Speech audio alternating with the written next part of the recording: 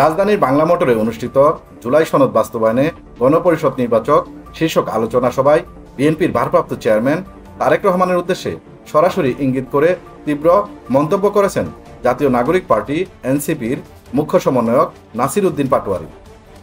অনুষ্ঠানে বক্তব্য রাখতে গিয়ে তিনি বলেন, ইতিহাস থেকে শিক্ষা না নিলে বিদেশে অনলাইনে পড়ে থাকতে হবে। লন্ডনের সেজদা দিয়ে প্রধান উপদেষ্টা ফেব্রুয়ারিতে নির্বাচনের ওহি এনেছেন।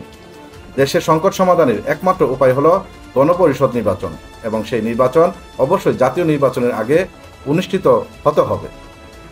নাসির উদ্দিন পাটোয়ারি আরও বলেন, এনসিপি নতুন একটি সংবিধানের দাবিতে মাঠে নেমেছে।